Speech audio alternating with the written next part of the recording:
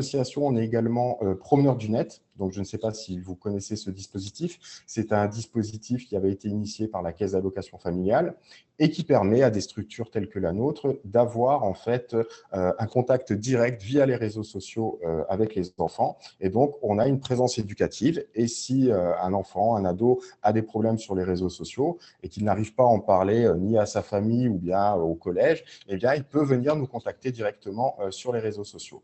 Donc, on vous mettra les liens à la fin du PowerPoint. Voilà donc à peu près tout ce qu'on fait ici au niveau de l'association et de nos interventions dans les collèges et dans les écoles. Voilà. Merci Stéphane, je suis ravie en tout cas de faire cette conférence avec toi. Merci de même. Alors, on va débuter. Si j'arrive à changer mon PowerPoint, voilà.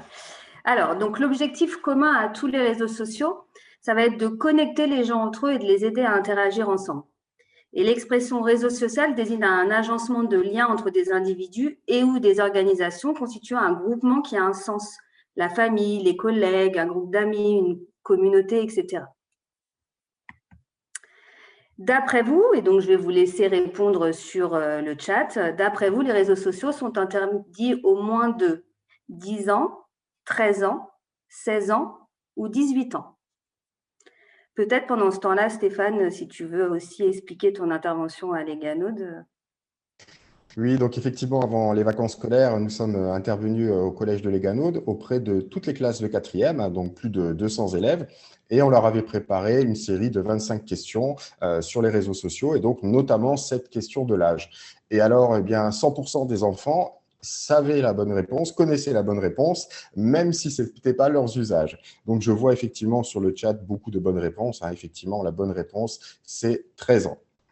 Mais lorsque l'on a discuté avec ces ados, vraiment, on était étonnés parce que la plupart avaient commencé à se connecter, à se créer des comptes sur les réseaux sociaux plutôt vers l'âge de 10 ou 11 ans, ce qui est quand même très, très tôt.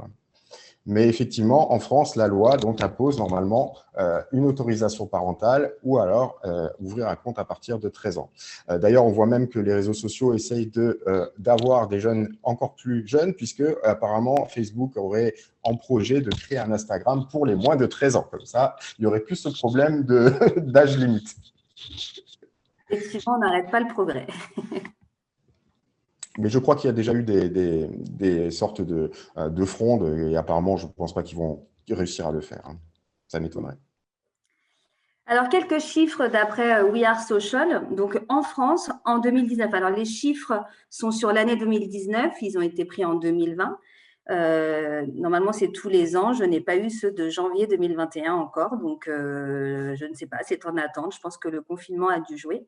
Mais en tout cas, en 2019, donc imaginez-vous que ça doit être encore plus en 2020, plus de 65 millions de connexions de téléphone, donc 89% ont Internet, et c'est 39 millions qui utilisent les réseaux sociaux. Et donc, c'est plus de la moitié des utilisateurs de téléphone. En un an, c'est plus de 2,1 millions d'utilisateurs des réseaux sociaux supplémentaires. Les chiffres de l'année 2020 avec le confinement n'ont pas été publiés et donc moi, je tente à parier qu'ils vont encore plus augmenter. Et je les attends avec impatience, mais ils n'ont toujours pas. Donc en 2019, pour les 16 à 64 ans, le temps de connexion par jour se décompose de la manière suivante. Plus de 5 heures sur Internet, plus d'1h30 sur les réseaux sociaux, plus de 3 heures sur la télévision, et donc ça contient le streaming, les plateformes de vidéo, et 1 heure sur les jeux vidéo. C'est important, je pense, de vous donner un peu les chiffres. Donc, We Are Social va faire des chiffres pays par pays et puis mondialement. Je suis restée pour vous donner au moins les chiffres en France. Oui, alors concernant là une autre enquête Diplôméo, donc qui s'intéresse plus spécifiquement aux réseaux sociaux préférés des jeunes, et ça je l'ai constaté effectivement lorsque nous sommes allés faire les interventions. Donc le grand gagnant en ce moment, donc c'est Instagram, qui est vraiment tous les enfants l'avaient sur le téléphone. Il n'y en avait pas un qui n'avait pas Instagram, c'était assez incroyable. Donc suivi de Snapchat. Et bon, Facebook, là, vraiment, les chiffres me paraissent un peu bizarres parce que quand on leur a demandé, très peu étaient connectés encore sur Facebook. Pour eux, c'est le réseau des parents, donc ils n'y vont plus. C'est un réseau de vieux. Voilà, réseau de vieux. Et effectivement, celui qui a vraiment très explosé ces derniers temps avec le confinement, c'est TikTok, hein, qui n'est pas cité là. Mais on peut dire qu'en moyenne, de toute façon, les enfants que nous avons interrogés, les ados que nous avons interrogés, avaient au minimum 3 réseaux sociaux installés sur leur téléphone, ce qui est quand même pas mal. Donc, au niveau du temps passé, voilà, on voit quand même que c'est au minimum 2 heures par jour. Mais si, effectivement, quand on les interrogeait, ils se positionnaient plutôt sur le créneau entre les deux, c'est-à-dire entre 3 et 5 heures par jour sur les réseaux sociaux, juste sur les réseaux sociaux, hein, sans compter le temps d'écran sur l'ordinateur, les tablettes et les jeux vidéo, hein. Donc là, on voit que c'est quand même beaucoup, beaucoup de temps. Et effectivement, quand on a discuté avec eux, on s'est rendu compte d'une chose, c'est qu'en fait, comme la journée, ils n'ont pas le droit au collège d'utiliser leur téléphone, eh bien, quand ils vont sortir du collège, ils vont être happés par les réseaux sociaux parce qu'ils vont avoir des notifications qui vont exploser de partout. Tous, ils vont répondre en même temps, ils vont se retweeter, se reliker. Et donc, en fait, ils vont passer un temps pas possible à décrypter déjà toutes ces notifications qu'ils ont eues dans la journée. Donc, c'est pour ça que ça leur prend vraiment énormément de temps, hein. Et on voit qu'également, hein, toute une partie ont du mal à se priver effectivement des réseaux sociaux. Pour eux, c'est devenu vraiment quelque chose de très important. Et ils disent ne pas pouvoir s'en passer, hein, pour presque la moitié des cas. Donc, c'est quand même un sacré questionnement à se poser. Donc, effectivement, on voit que certains jeunes, quand même, on les a trouvés, comment je dirais, un peu volatiles, un peu papillonnés, c'est-à-dire qu'ils vont passer d'un réseau à l'autre. Ils vont être sur un réseau social quelques mois, ils vont arrêter le compte, ils vont le recréer quelques mois après. Donc, c'est vraiment assez volatile, c'est un peu des effets de mode. Mais bon, on voit que beaucoup se sont quand même désinscrits de Facebook. Et beaucoup se désinscrivent également parce que soit le contenu les intéresse peu, c'est-à-dire qu'ils se sont connectés un jour parce que leurs amis étaient connectés, ils voulaient voir si ça les intéressait, puis finalement ils se rendent compte que c'est pas ce qui les intéresse, ou soit parce qu'ils se rendent compte qu'ils n'en ont plus besoin. Mais très rarement, effectivement, dans le cas où ils veulent protéger leurs données personnelles, ça c'est vraiment une notion qu'ils ont vraiment, vraiment du mal à se rendre compte des données qu'ils mettent en ligne comme ça. Et c'est aussi pour moi un problème parce que quand on discute avec eux, ils sont conscients que ce n'est pas bien ce qu'ils font, mais ils le font quand même en toute insouciance. Et quelques-uns seront vraiment accros, hein, de l'ordre de 14%. Allez, un peu d'histoire. Donc, nous devons le réseau social moderne à plusieurs petites innovations qui sont intervenues au cours de route et qui ont débuté au milieu des années 90. Donc, le réseau social aujourd'hui est le rapport que nous entretenons avec le fruit d'amélioration dû à une concurrence de plus en plus féroce entre ces nouveaux acteurs du numérique. Et donc, pour faire court, j'ai gardé quelques dates que j'ai jugées importantes. Donc, en 2003, i5 a été le premier à permettre d'avoir un profil public ou de restreindre la visibilité du profil à des amis. C'est aussi l'entrée en 2003 du premier réseau social professionnel LinkedIn, qui est le plus ancien réseau social moderne. MySpace n'a pas apporté beaucoup de nouvelles fonctionnalités assimilées à des innovations en 2003, mais il était le réseau social le plus cool de son époque. 2004, l'année du lancement de Facebook et son mur, qui a été le moteur de la plateforme. Il s'agit d'un profil avec des mises à jour basées sur l'activité et celle des amis. Et donc, on peut dire que Facebook a été le précurseur des réseaux sociaux modernes, alimentés par des flux constants d'informations, tels qu'on le connaît aujourd'hui, hein, ouvert au public en 2006 et disponible en français en 2008. 2007 est l'année des nouveautés chez Twitter avec les réponses arrobase et tags, les retweets, etc. Et en 2009, création du bouton j'aime de Facebook.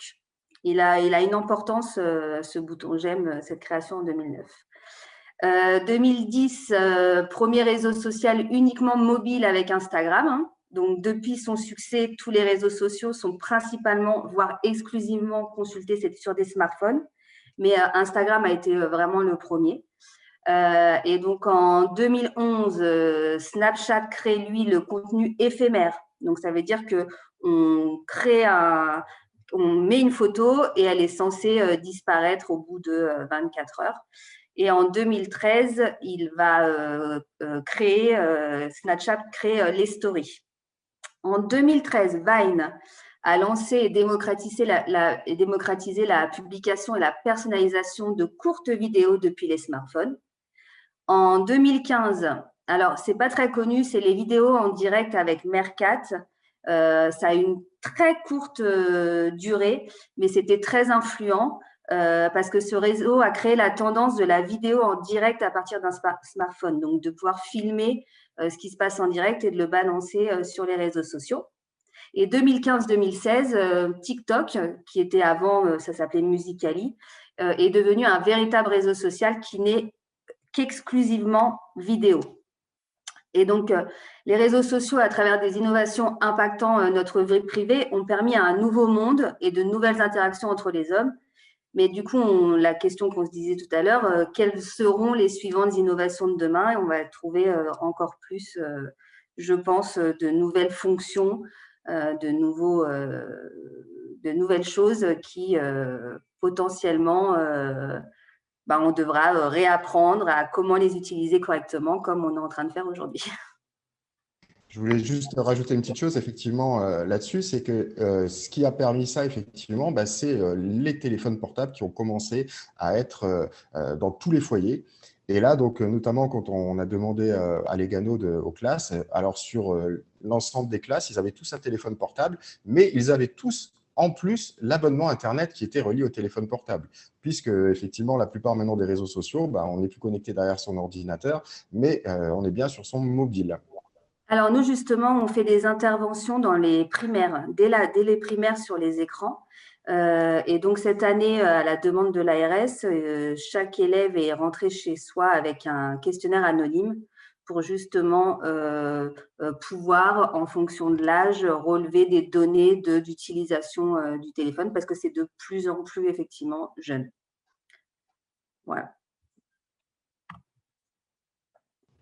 Oui, alors pour continuer sur quelques chiffres, là, c'est pour montrer vraiment la puissance, l'impact des réseaux sociaux. Donc, on ne va pas regarder tous les chiffres, mais quelques-uns que je trouve quand même intéressants. Donc, si on reste sur Instagram, bah, là, c'est quand même les chiffres de ce qui se passe sur chaque minute par minute. Donc, vous voyez qu'on va être à 2,4 millions de photos qui vont être aimées sur Instagram.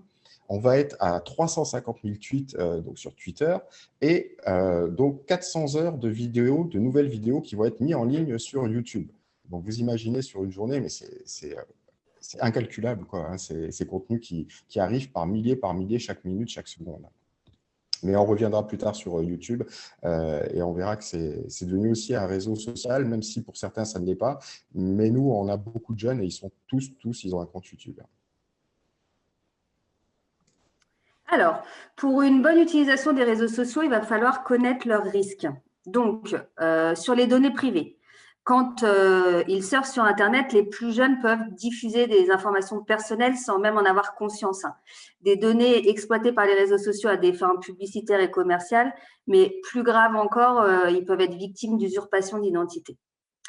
Sur la e-réputation, donc photo, vidéo ou un simple commentaire, les traces laissées sur les réseaux sociaux sont presque indélébiles. Et là, du coup, l'enjeu, c'est la réputation. Sur le cyberharcèlement, d'ailleurs, je crois que notre prochaine rencontre parents, c'est sur le cyberharcèlement. Propagation des rumeurs, diffusion de photographies humiliantes, insultes en ligne. Les cyberharceleurs profitent des réseaux sociaux pour agir en toute impunité. C'est toujours facile derrière un écran d'insulter ou d'humilier quelqu'un. Mais je rappelle quand même que le cyberharcèlement est puni par la loi. Et enfin, sur l'estime de soi, les apparences, les perceptions que les autres ont de nous et que l'on a de soi-même comptent beaucoup et surtout chez les adolescents.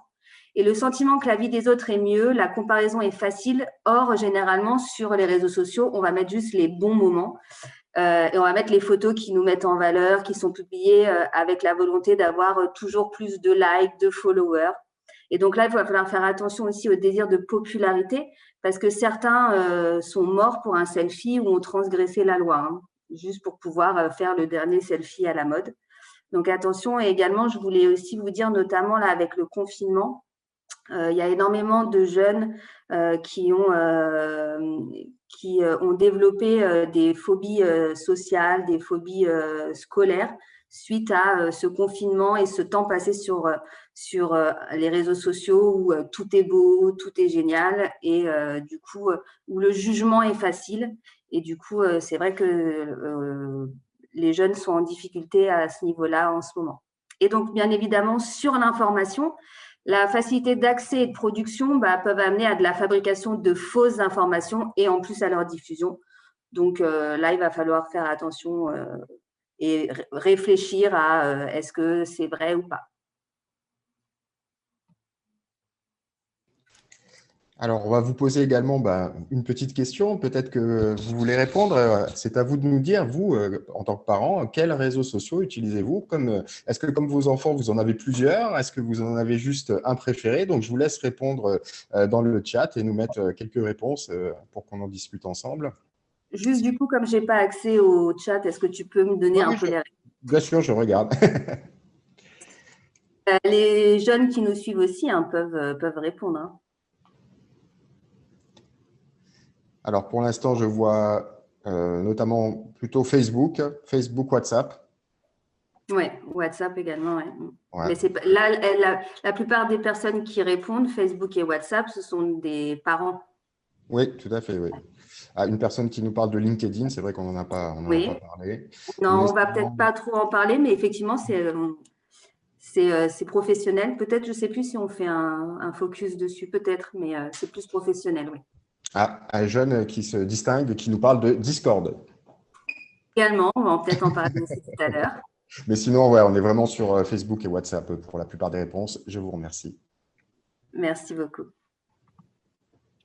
Alors, donc là, on a décidé de cibler les réseaux sociaux les plus utilisés par les jeunes et de vous expliquer comment faire en sorte que, comment mieux l'utiliser. Donc, Insta, c'est une application mobile qui est gratuite et qui permet le partage de photos, de carrousels d'images et de vidéos. Et les filtres et les options retouche photo permettent à n'importe qui de rendre leurs photos plus attractives avant leur partage.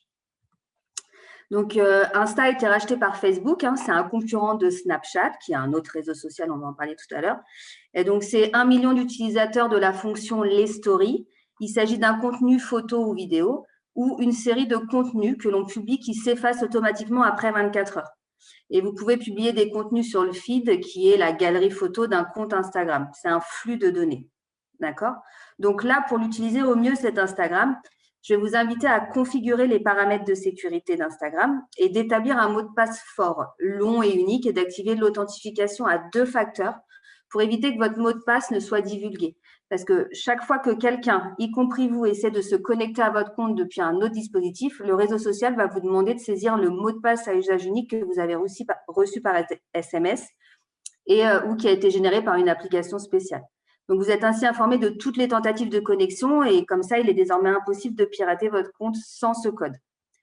Je vais vous demander de vérifier si l'email que vous avez reçu d'Instagram est bien authentique parce qu'on est en plein dans recevoir des mails frauduleux où on va vous demander de vous connecter et ça permet de récupérer vos identifiants et vos mots de passe. Donc, si au lieu de instagram.com, vous voyez comme adresse mail 1 avec un chiffre, stogram.com ou Instagram, enfin voilà, c'est pas écrit instagram.com.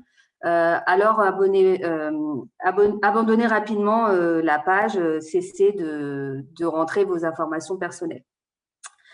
Il va falloir aussi configurer les paramètres de confidentialité d'Instagram, hein, que ce soit par souci de confidentialité ou pour protéger vos photos et vidéos. Vous pouvez rendre votre compte Instagram privé et ainsi mieux maîtriser votre audience et décider avec qui vous souhaitez partager vos publications. Cachez les commentaires indésirables hein, grâce au filtre intégré d'Instagram ou en créant votre propre filtre. L'outil dispose par défaut d'une liste prédéfinie de mots interdits. Toutefois, vous avez la possibilité de l'enrichir avec des mots et d'expressions de votre choix. Je ne l'ai pas mis là, mais je vous invite également, et ça va être avec tous les réseaux sociaux, c'est un conseil que je vous donne, c'est de désactiver les notifications. On l'a dit tout à l'heure, Stéphane l'a dit tout à l'heure, que quand ils sortent de l'école, ils ont 40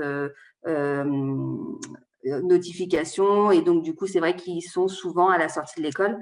Mais quand on n'est pas à l'école et qu'on est en train de faire quelque chose et que notre téléphone vibre dans notre poche, qu'on sort, qu'on regarde alors qu'on n'y serait pas allé, peut favoriser l'addiction.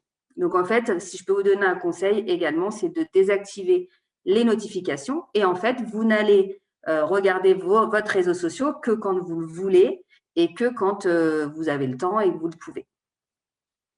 Voilà pour Instagram. Alors, concernant Snapchat, c'est une application qui est quand même aussi assez récente, hein, qui a été lancée en 2012, hein, donc c'est pas vieux, mais qui a tout de suite bien marché, hein. Donc, à l'origine, normalement, les photos, les snaps qu'on envoyait devaient s'autodétruire, hein. On pouvait choisir entre 1 à 10 secondes et la personne qui recevait la photo pouvait la consulter et elle s'autodétruisait. Mais maintenant, ils ont créé quelques années après ce qu'on appelle les memories, et donc depuis, c'est beaucoup plus difficile de faire disparaître les photos ou les vidéos qu'on envoie, en sachant qu'effectivement, on peut les enregistrer, mais on peut également essayer de faire des copies d'écran. Donc, beaucoup de personnes ont été embêtées à cause de ce réseau social, puisque des photos qu'ils ont envoyées se sont retrouvées après sur d'autres réseaux sociaux. C'est le problème, hein, c'est ce qu'on essaie de faire comprendre aux ados, c'est que les photos qu'ils envoient, elles ne vont pas disparaître en fait, hein. C'est une illusion de se dire que les photos qu'on envoie sur un réseau social vont disparaître. Et surtout, on essaie de leur faire comprendre qu'elles vont même rester pendant des années. Donc, de bien réfléchir évidemment avant de les poster. Donc maintenant, effectivement, on a la possibilité de conserver en illimité même les photos ou les vidéos. Alors, on a effectivement 190 millions d'utilisateurs actifs par jour, 350 millions de snaps qui sont envoyés tous les jours. Donc, vous imaginez le nombre de photos et de vidéos qui se baladent sur ce réseau social, c'est hallucinant. Donc, on peut être anonyme grâce à un pseudo. Ça a beaucoup marché aussi parce qu'il y a tous ces petits filtres qu'on peut rajouter aux photos, hein. Donc, ça plaît énormément aux gamins. C'est ce qui a fait le succès de Snapchat, c'est tous les filtres qu'on va pouvoir rajouter. Et on va pouvoir effectivement aussi faire des snaps groupés maintenant, hein, c'est une des fonctionnalités récentes. Donc là, c'est vraiment un réseau social sur lequel les enfants doivent vraiment se méfier. Donc surtout, ne pas envoyer de photos qui pourraient être compromettantes, hein. Ça, c'est vraiment la base, hein, se dire que de toute façon, je crois que sur nous, les questions qu'on a posées aux classes, il y a une photo sur 4 qui a été envoyée, qui se retrouve pratiquement le lendemain sur un autre réseau social. Donc, un garde des photos. Donc, bien réfléchir, évidemment, avant d'envoyer le contenu, hein, puisque une fois qu'on a appuyé sur le bouton, c'est trop tard. S'assurer que les personnes à qui on envoie les photos ou les contenus, c'est des amis, mais vous savez qu'à l'âge-là, à l'âge des ados, l'amitié peut être très changeante d'un jour à l'autre, hein, donc l'ami d'un jour n'est peut-être pas celui du lendemain, et définir, hein, dans les paramètres également qui peut voir la story, hein. Ça, c'est toujours la base, hein, les paramétrages de base. C'est vrai que quand on n'y fait pas attention, par défaut, tous les paramètres sont, je dirais, ouverts à tout vent, et c'est très, très dangereux si on ne les paramètre pas dès le départ.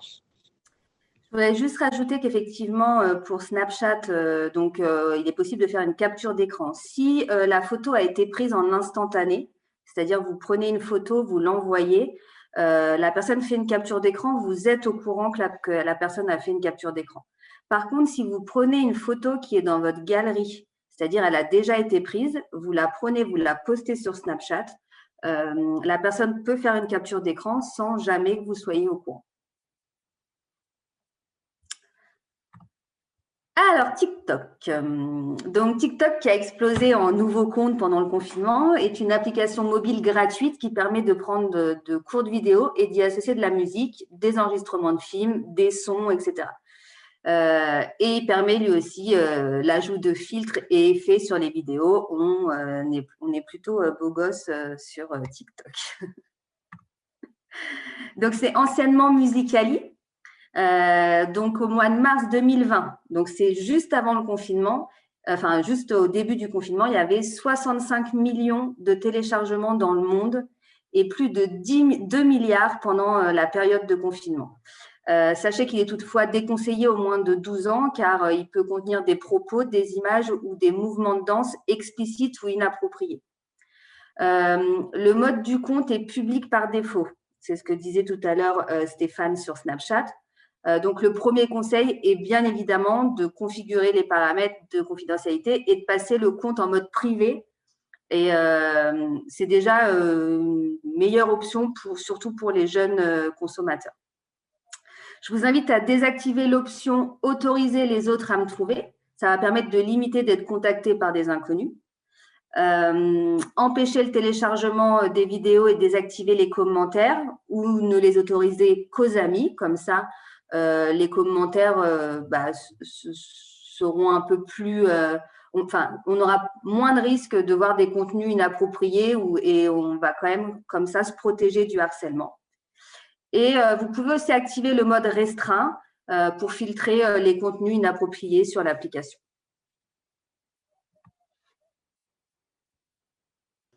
Alors ensuite, donc Facebook, bon bah là, je pense qu'on a des connaisseurs derrière les écrans, hein, donc bon, Facebook a le réseau social le plus utilisé dans le monde, hein, même s'il est moins chez les jeunes, comme on l'a dit précédemment.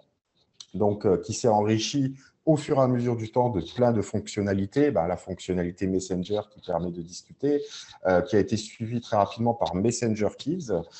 Et puis, on a toutes les applications qu'on va pouvoir voir, qui sont maintenant les applications qui vont nous permettre d'être dans des groupes, de pouvoir faire des achats sur Facebook. Hein. Donc là, c'est vrai qu'on est parti sur un réseau social, mais qui a vraiment plein de fonctionnalités diverses et variées.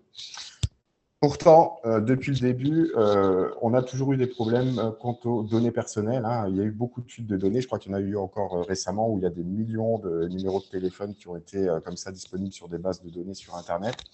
Il y a eu plusieurs affaires qui ont secoué Facebook au fur et à mesure du temps, qui ont fait chuter même des fois l'action en bourse. Comme lors de la dernière campagne présidentielle et le scandale de Cambridge Analytica, où on aurait pu faire changer le vote des électeurs en leur mettant à des moments de la journée très précis des posts, des choses comme ça. Donc c'est vrai que Facebook a de moins en moins bonne presse auprès des gens parce qu'ils sont conscients que les données personnelles peuvent être soit vendues ou soit piratées. Donc, en plus, effectivement, lorsque vous allez créer votre compte sur Facebook, lorsque vous allez cliquer tout en bas de tout ce que vous ne lisez pas, vous dites qu'en fait, toutes les données que vous allez mettre sur Facebook pourront être utilisées par Facebook. Hein. On va se rendre compte également qu'il y a beaucoup de faux comptes. Donc là, on a à peu près 8% de comptes qui seraient faux. Donc, c'est quand même pas mal. Et on sait que le site est surveillé. Il doit y avoir des modérateurs, mais on sait que la modération ne marche pas forcément tout le temps. Hein. Donc, je ne sais pas si vous avez entendu la semaine dernière, donc notamment, puisque je suis originaire de Moselle, la ville de Bitche qui a eu son compte censuré, puisque l'algorithme avait trouvé que ce n'était pas un mot très bien à mettre sur le réseau social. Donc, voilà. Alors, pour Facebook, comme sur les autres réseaux sociaux, il faut aller sur la petite roue crantée et il faut aller vérifier ses paramètres de confidentialité. Bien évidemment, n'accepter en ami que les personnes dont on est sûr qu'on connaît l'identité, mettre en place des listes de diffusion, des listes d'amis, éviter le partage public. Hein. Donc là, ça fait notamment écho à une affaire qui a eu donc la semaine dernière, là, je ne sais pas si vous avez entendu, mais des photos de policiers se sont retrouvées sur les réseaux sociaux. Donc, c'est des photos qui étaient en partage public. Hein, donc, forcément, pour les récupérer, c'est plus facile. Retirer les notifications pour ne pas être tout le temps dérangé par toutes les milliers de notifications qui sonnent et qui clignotent dans tous les sens. Et évidemment, répondre non à la question « Souhaitez-vous que d'autres moteurs de recherche contiennent un lien vers votre journal ?» Hein, ça vous évitera d'être plus facilement trouvé en fait sur ce réseau social. Et comme sur tous les autres réseaux sociaux, ne jamais rien publier de préjudiciable. Hein. Donc là, on a eu aussi des belles histoires où des personnes qui étaient en vacances étaient censées être en maladie et se sont fait voir par leur employeur. Et je crois que maintenant, même les impôts ont le droit de se servir de Facebook pour voir si le train de vie correspond à celui qui est déclaré auprès des services des impôts. Bravo. Ah, ça n'avait pas changé. Voilà. WhatsApp.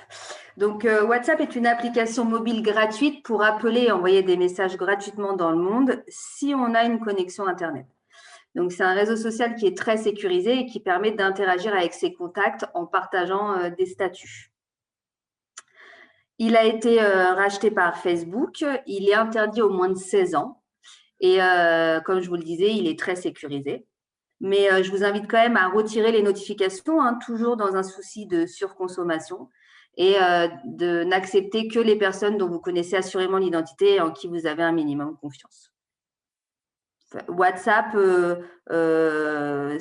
très peu le considèrent comme un réseau social. C'est plus pour une messagerie gratuite. D'ailleurs, à la base, je pense que la plupart l'ont pris pour ça plutôt que les stories. Donc, quelques réseaux similaires à WhatsApp. Donc, vous avez Line ou Line, ça dépend comment vous voulez l'appeler.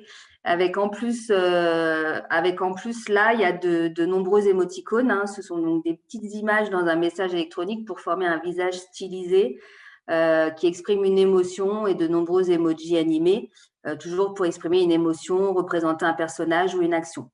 D'ailleurs, pour la petite histoire, donc Line a été créé suite à un événement dramatique, hein. C'est le tsunami de 2011 au Japon.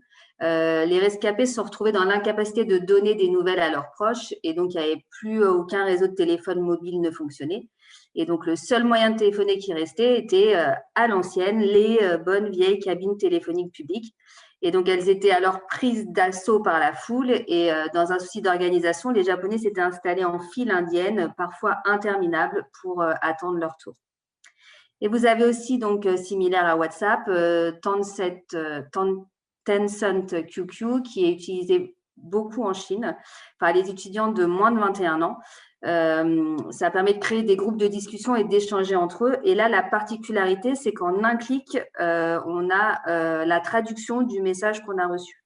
Donc, c'est-à-dire qu'on peut parler avec toutes les langues, notamment avec un groupe d'étudiants chinois, et on a la traduction en française en un clic dessus. Alors YouTube, donc on en avait parlé tout à l'heure, notamment au niveau des chiffres, avec ce chiffre de 400 heures de vidéo qui était mis chaque minute sur YouTube. C'est également, donc en 2020, chaque mois, 2 milliards d'utilisateurs. Alors c'est vrai que souvent YouTube, on ne le considère pas comme un réseau social, mais quand on discute avec des ados, déjà beaucoup veulent être YouTubeurs, beaucoup regardent des YouTubeurs qui ont leur chaîne, veulent créer la leur, font des petites vidéos. Et il y a évidemment en dessous des vidéos tout ce système où on va pouvoir échanger. Donc, on peut considérer ça quand même comme un réseau social. Et c'est vrai que lorsqu'on discute avec des ados, maintenant, pour eux, beaucoup de choses se passent sur YouTube. Et ils s'informent sur YouTube, ils se divertissent sur YouTube, ils ne regardent plus la télé. Et c'est pour ça que YouTube est vraiment quelque chose d'essentiel maintenant dans la vie des ados. Et c'est vrai que nous, on voit beaucoup de gens qui sont tout le temps sur YouTube. C'est assez important comme réseau social. Alors, évidemment, tout à l'heure, on ne l'a pas précisé, mais WhatsApp, on sait que ça appartient à Facebook, hein, on sait que ces gros groupes se rachètent les uns les autres. Et bien là, c'est la propriété, en l'occurrence, de Google. Donc, numéro 1 de partage de vidéos et de visionnage. C'est vrai que ça a pris l'ampleur sur les autres, hein. On avait Dailymotion, mais qui ne marche plus beaucoup, qui était pourtant une français à l'origine, c'est dommage. Et voilà. Donc, dans YouTube, il y a quelques petits réglages à faire. Donc, déjà, si vous avez des enfants qui sont en bas âge, vous pouvez les mettre sur YouTube Kids, hein, qui est vraiment à ce moment-là sécurisé. Quand ils vont taper dans la barre de recherche des mots-clés, ils ne vont pas risquer de se retrouver sur des chaînes un petit peu bizarres, sur lesquelles ils ne devraient pas se retrouver.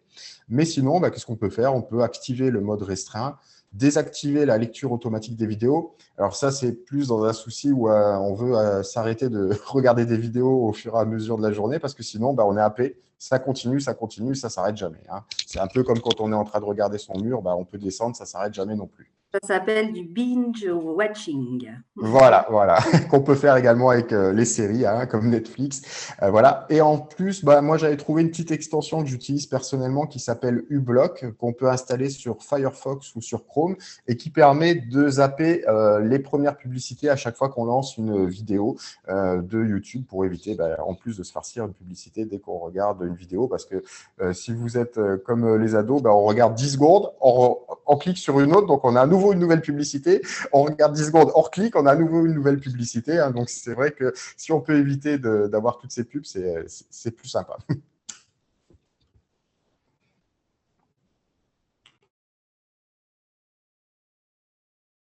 Voilà, donc là, c'était les petites, effectivement, un Dailymotion qui a perdu beaucoup de sa splendeur, et Vine qui propose également des partages de vidéos. Voilà. Mais bon, c'est vrai qu'ils ne sont plus beaucoup utilisés. Tout le monde est maintenant sur YouTube. Malheureusement, on se rend bien compte que les GAFAM, ils ont réussi à tout verrouiller et faire en sorte que tous les publics aillent vers leurs grosses plateformes au détriment des plus petites qui existaient et qui sont maintenant en train de couler. Ensuite, Twitter. Je m'en Alors, occupe. tu t'en occupes? Ok, Ouais. vas-y. Donc, Twitter est l'inventeur des hashtags. Il permet le partage de tweets d'actualité. Donc, c'est des courts messages de 280 caractères. Et le partage de statuts auprès de sa communauté pouvant être illustrés par des photos, des GIFs qui sont des images animées, des vidéos et des liens, et de suivre ce qui se passe en temps réel sur un sujet. Il y a une nouvelle fonction de partage de tweets audio uniquement sur les supports de la marque Apple. Donc attention sur un contenu vocal, hein, parce que je ne sais pas comment les modérateurs vont pouvoir modérer avant que le vocal se publie en fait. Donc, quand on sait que la sécurité sur Twitter a comme approche d'en faire un lieu de liberté d'expression, du coup, on se doit de faire attention et de mettre en place quelques conseils. Donc, on va bloquer des termes spécifiques. En fait, pour éviter les propos gênants, vous pouvez choisir de bloquer pendant 24 heures, 7 jours, 30 jours ou définitivement les mots, hashtags et groupes de mots masqués. Et donc, ils n'apparaîtront plus dans votre fil ni dans vos notifications. Vous pouvez choisir qui peut voir votre profil et du coup décider si les gens peuvent vous taguer sur les photos ou non. La confidentialité de Twitter est binaire. Hein. Vos tweets sont soit tous privés, ce qui signifie que seuls vos abonnés peuvent les voir, soit totalement publics, ce qui signifie que tout le monde le peut. Donc en fait, c'est l'un ou l'autre et c'est vous qui décidez. Moi, je serais partante que ce soit privé. Modifiez vos paramètres afin d'être averti avant l'affichage d'un contenu inapproprié. Il se peut que vous voyez dans des tweets des contenus que vous souhaitez éviter. Donc, vous pouvez masquer les tweets qui contiennent certains mots, groupes de mots, noms d'utilisateurs, emojis ou hashtags. Ça permet, pour les plus jeunes, d'éviter de tomber sur une vidéo inappropriée. Activez la fonction de recherche sans risque. Ça va permettre de maîtriser vos recherches grâce à des filtres excluant des résultats, les contenus potentiellement sensibles ainsi que les comptes que vous avez masqués ou bloqués. Et enfin, vous pouvez filtrer les notifications. Ça va vous permettre de bloquer les notifications venant d'un utilisateur que vous ne suivez pas ou qui ne vous suit pas, ou de quelqu'un qui n'a pas de photo de profil ou encore d'un compte qui n'a pas confirmé son adresse. Et enfin, toujours dans un souci de surconsommation numérique, on va retirer les notifications. Petite question que je vous invite à répondre dans le chat. Connaissez-vous ces réseaux sociaux? SoundCloud, Periscope, Byte, Twitch, Blicker, LinkedIn, donc Pinterest, Discord, site de rencontre, Askip, Yubo. Je vous invite à noter ceux que vous connaissez et Stéphane, tu me fais le retour. Apparemment, on doit avoir quelqu'un qui est très calé et qui nous met tous. Well done. Bravo. Donc, on reparle beaucoup de LinkedIn à nouveau, Pinterest, SoundCloud, Twitch.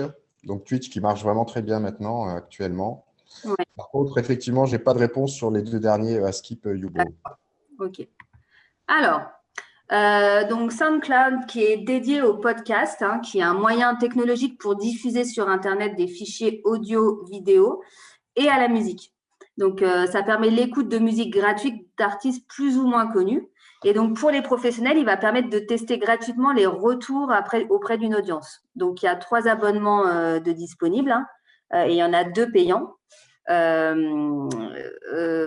permet les payants vont permettre de bloquer certains sites pour garantir la sécurité de ses utilisateurs et de leurs comptes. Ce réseau, il a ajouté à sa liste noire tout site susceptible d'héberger un contenu non conforme à leurs conditions d'utilisation, comme tout ce qui est contenu pornographique, du hameçonnage, du spam ou des logiciels malveillants. Donc, on a Periscope, il me semble a été dit dans le chat. C'est une application mobile gratuite de diffusion de vidéos en direct sur n'importe quel sujet. Et donc, les vidéos vont rester disponibles 24 heures après leur création. Elles peuvent être soit publiques, soit privées. Bien évidemment, je vous recommande de le mettre en privé. Et les spectateurs qui suivent la vidéo peuvent réagir sur le vif par l'envoi de petits messages écrits ou des émoticônes en forme de cœur qui signifient que l'on aime ce qu'on voit. Donc, attention parce que le direct ajoute encore plus de risques de voir des contenus choquants ou inappropriés. Byte est une nouvelle application gratuite, c'est Enseignement Wine, qui enregistre des courtes vidéos de 6,5 secondes qui vont tourner en boucle. Donc ça, c'est hyper difficile de modérer le contenu, hein, même si le fondateur affirme que ses équipes travaillent vraiment sur ce point. Il y a des fonctionnalités pour bloquer, filtrer et limiter les commentaires qui vont normalement être déployés. Twitch, qui est dédié au partage de vidéos de gaming en tout genre et au relayage en direct des parties. Donc, il dispose d'un système de chat intégré pour interagir entre joueurs. Et donc là, effectivement, comme toute application de diffusion en direct, Twitch peut présenter des risques de contenu ou de propos inappropriés, puisque là, pour le coup, il n'y a pas de modérateur. Flickr, donc lui est dédié au partage et stockage des photos et des vidéos, tout en ayant accès au stock d'images du site.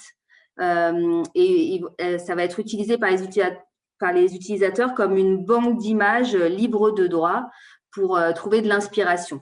Donc, par exemple, les autres joueurs peuvent également commenter, évaluer, taguer les clichés qui sont stockés. Et donc, encore une fois, je vous conseille de publier uniquement à vos amis et non en mode public. Je voulais juste rajouter un petit truc sur Twitch. Je ne sais pas si vous avez vu, mais c'est assez marrant parce que comme nos politiciens se rendent compte que beaucoup de jeunes sont sur ces canaux, ils essayent de se mettre à la page, entre guillemets. Et il y a notamment eu des interviews ces derniers temps. Donc, François Hollande qui est passé sur Twitch, qui a fait une interview. Et je crois que Jean Castex aussi en a programmé bientôt une. Alors, je ne sais pas s'ils vont venir déguisés en personnages de jeux vidéo ou s'ils vont rester dans leur costume et leur cravate comme d'habitude. Tu suis ça de près et tu nous diras. Alors, LinkedIn, donc, qui est connu par la plupart ce soir, est dédié aux relations professionnelles.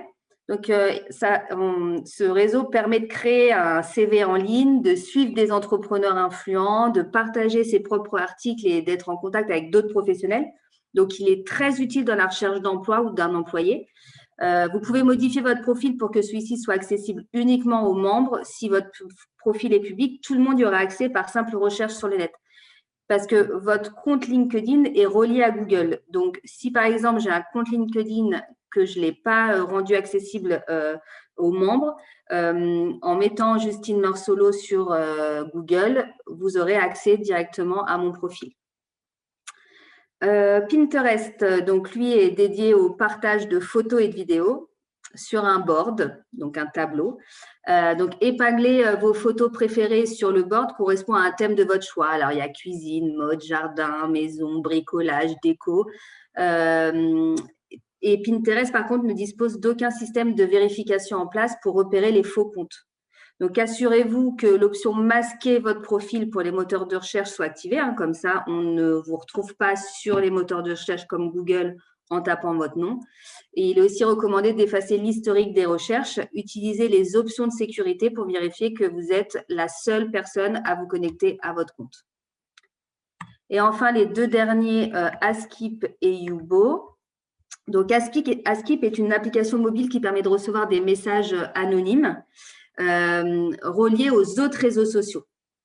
Et donc, là où c'est inquiétant, c'est effectivement ce côté anonyme, parce que anonymement, c'est beaucoup plus facile de dire les choses.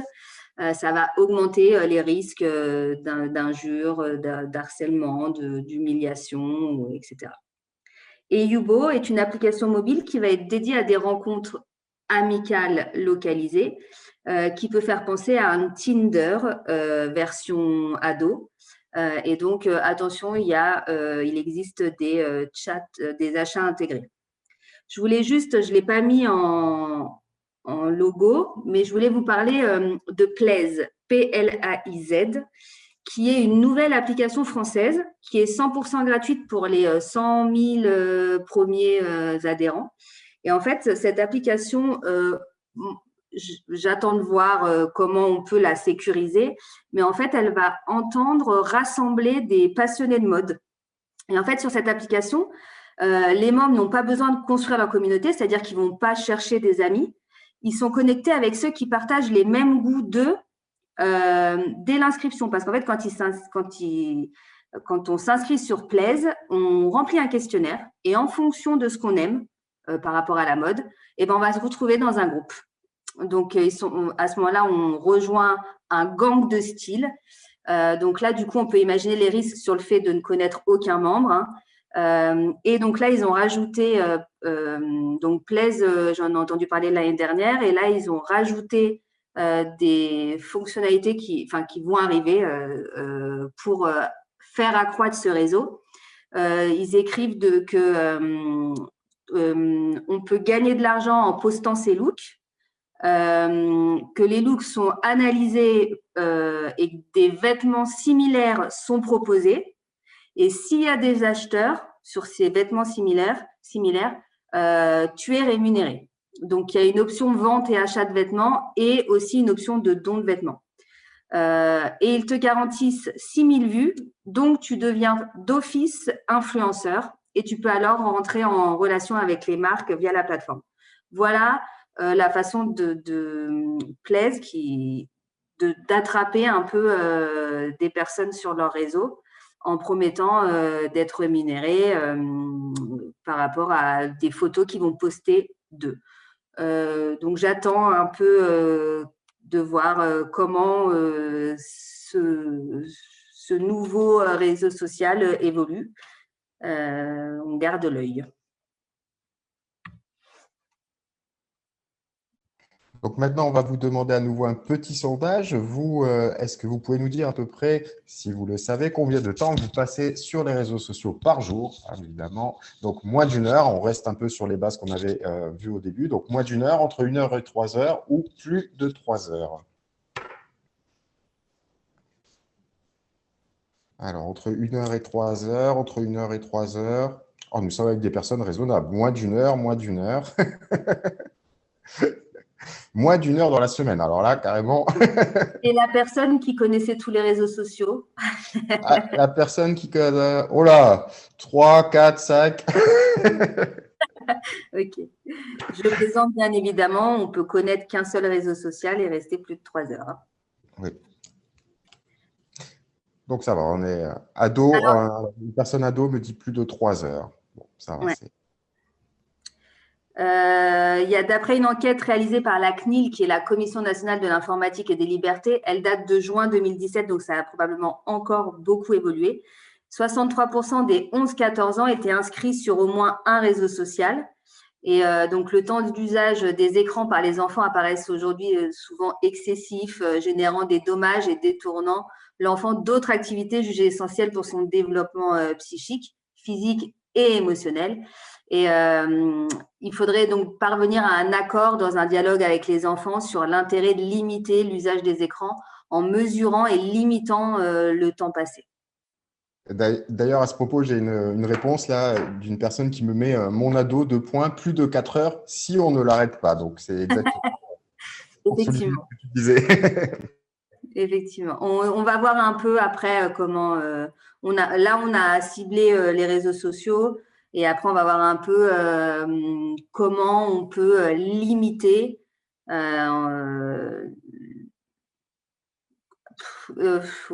limiter les risques.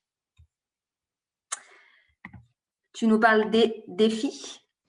Oui, alors bon, c'est vrai qu'on a vu en début, on avait évoqué déjà les principaux problèmes, hein, les données personnelles, etc. Mais il y a effectivement ce problème des défis dangereux sur les réseaux sociaux. Alors, on ne sait jamais de où ils naissent et comment ils progressent, mais ils sont toujours de plus en plus débiles, je dirais. Donc là, j'ai sélectionné un qui m'a bien fait rigoler, entre guillemets. C'est le type Pod Challenge. Hein, donc, on va prendre les petites dosettes de lessive qu'on a chez soi maintenant, qui sont dans du plastique, qui va être dissous par l'eau, et puis on va l'avaler. Voilà. Donc, en sachant qu'il y a eu des problèmes aux États-Unis, beaucoup de personnes qui ont été empoisonnées. Et donc, les personnes se prenaient en vidéo et mettaient ça après sur YouTube. Donc, la chaîne YouTube a arrêté les diffusions de ce hashtag TipTop Challenge. Voilà, donc c'est quand même assez bizarre. J'en ai trouvé un autre aussi sur la nourriture qui s'appelle le Shell On Challenge. Donc là, c'est manger avec l'emballage. C'est-à-dire, donc, si on mange une orange, on va manger avec la peau. Mais si on mange une barre chocolatée, ben, on mange avec l'emballage. Donc, c'est assez étrange. Voilà, et puis donc le défi d'à côté qui est là, on en revient toujours sur le problème effectivement de l'apparence. Donc le A4 Challenge, hein, qui consiste à se prendre en photo avec une feuille au format A4. Hein, donc vous voyez tous à peu près ce que ça fait, c'est pas très large, et de la mettre devant son buste pour montrer qu'en fait on a le corps qui est derrière et que ça dépasse pas et qu'on est donc aussi fin qu'une feuille A4. Donc qui peut pousser à des comportements sur la nourriture, l'anorexie, etc. Donc, c'est des défis qui peuvent être vraiment très dangereux, hein. Il y en a certains qui sont rigolos, mais là, on est vraiment sur des défis qui peuvent mettre la santé en péril. Et il en existe d'autres, j'en ai trouvé un, j'ai plus le nom, mais c'est en fait, on se met sur une partie du corps, de la glace, on rajoute du sel et puis on attend que ça brûle. Puis voilà, après on monte, c'est la belle brûlure sur le réseau social ou sur les réseaux sociaux. Donc là, attention, attention, danger.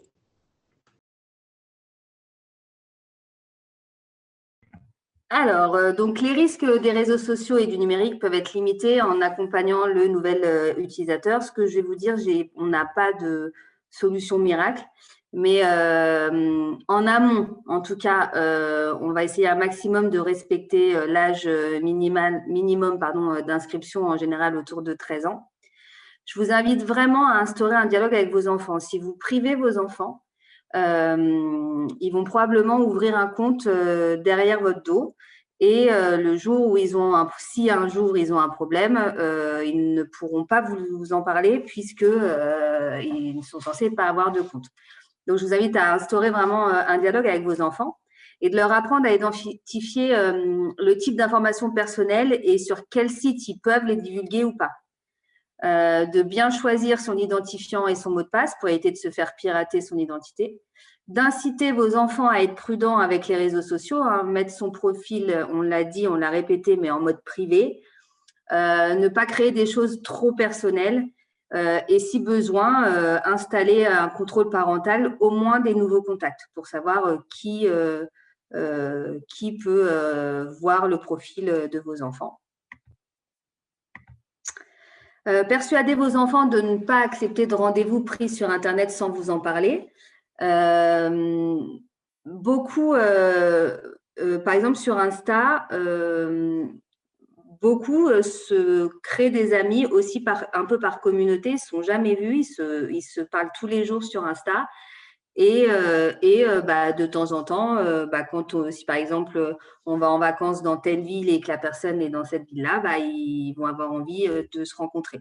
Et ça, c'est vrai que si on n'instaure pas le dialogue, vos enfants peuvent partir à un rendez-vous sans que vous soyez informés. Expliquer que des personnes peuvent être mal intentionnées et tenter de leur soutirer des informations personnelles importantes. Toujours, comme l'a répété assez souvent Stéphane ce soir, que toute information laissée sur Internet devient publique et bien souvent indélébile, hein, dont tous les textes, les images, les vidéos, on peut vous les ressortir 10 ans après. Définir des règles d'utilisation d'Internet et des jeux vidéo avec des horaires adaptés à l'âge de chacun. Bien évidemment, si on dit pas de téléphone à table, faut que les parents aussi jouent le jeu, pas de téléphone à table. Et aider-les à évaluer les informations trouvées sur les réseaux sociaux, de ne pas croire tout ce qu'ils voient et de parler à un adulte en cas de doute.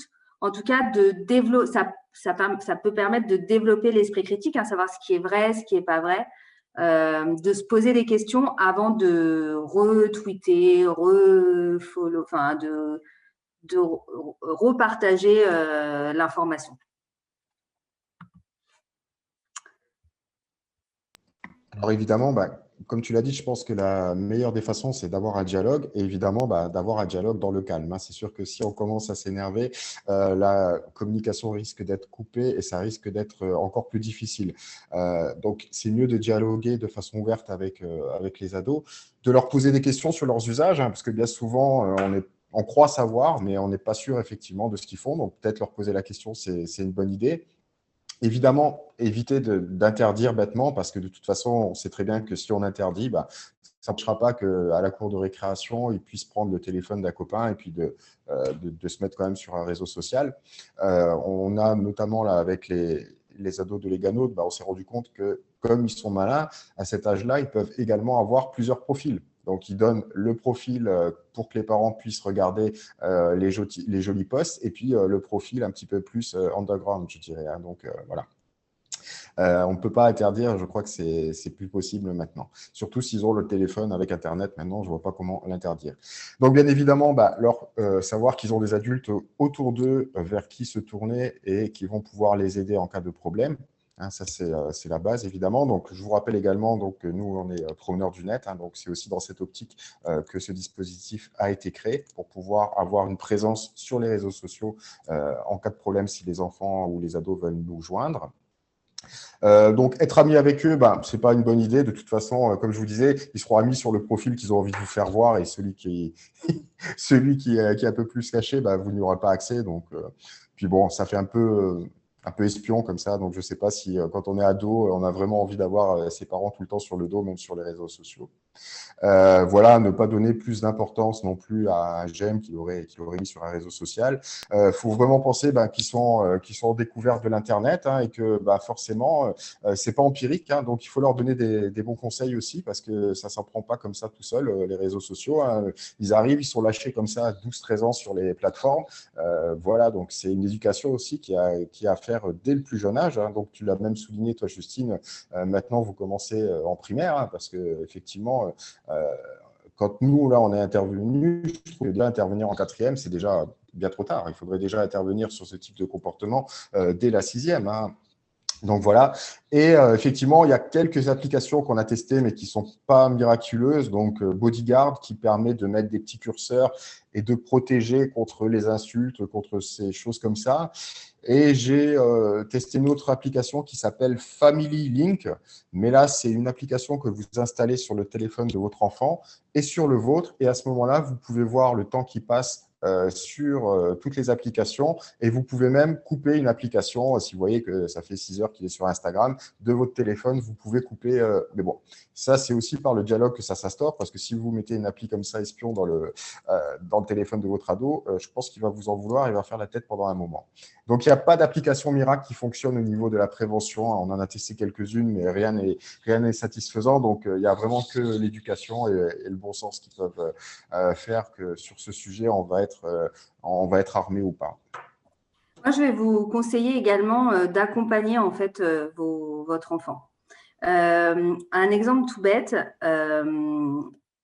si votre enfant vous dit je veux faire du foot, vous allez chercher le club de foot, vous allez l'accompagner voir l'entraîneur, vous allez l'accompagner aux entraînements, vous allez aller le voir quand il a des matchs. S'il revient avec un œil au beurre noir, vous allez aller voir l'entraîneur, savoir pourquoi il a un œil au beurre noir. Vous avez en tout cas accompagné votre enfant. La première fois que votre enfant est sorti dehors, vous l'avez accompagné, vous lui avez appris à sortir dehors.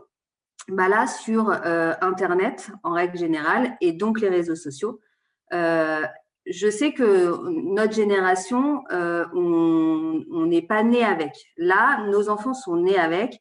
Ils ont probablement une longueur d'avance phénoménale sur nous. Mais en tout cas, je vous invite à accompagner vos enfants sur Internet, dans les réseaux sociaux et n'hésitez pas, c'est ce qu'on disait, à poser des questions, à leur demander ce que c'est, comment ça fonctionne. N'hésitez pas à vous aussi vous créer un réseau social pour justement voir les failles, voir là où il faut faire attention. Enfin voilà.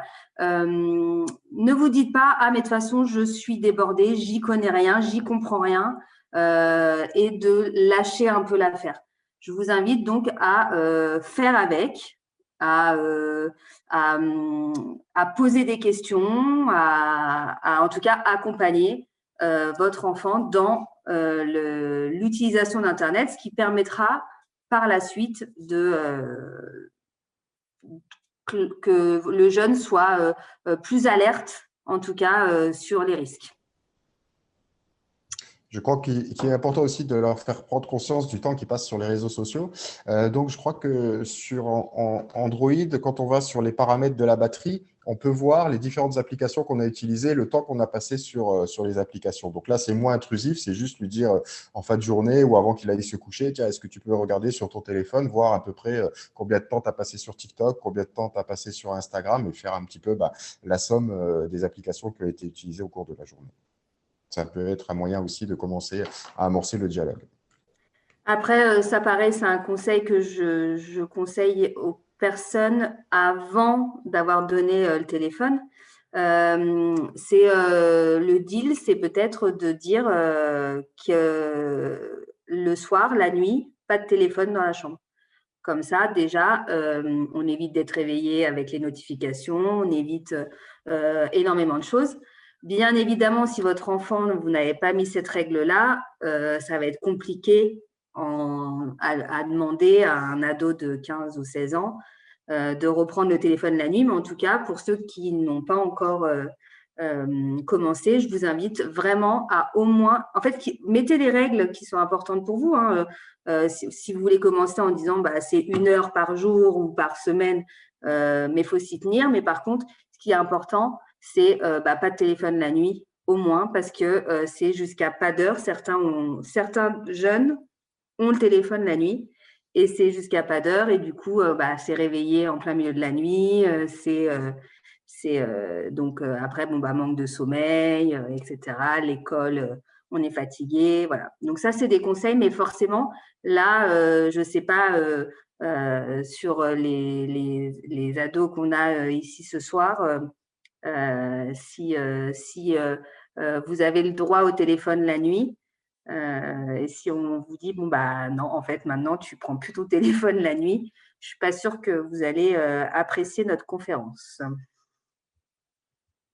Je vais te racheter un réveil à l'ancienne qui sonne comme ça, qui… Pourquoi il y a quelqu'un qui dit… Non, parce qu'en fait, après, souvent la réponse c'est oui, mais j'en ai besoin pour me réveiller en fait. Alors, je vous explique que quoi qu'il arrive, sinon, il faut le mettre en mode avion. Et mode avion, ça sonne quand même. Mais sinon, effectivement, les réveils à l'ancienne, il n'y a rien de mieux. Et puis sinon, c'est papa et maman qui viennent nous réveiller. Et puis, c'est parfait.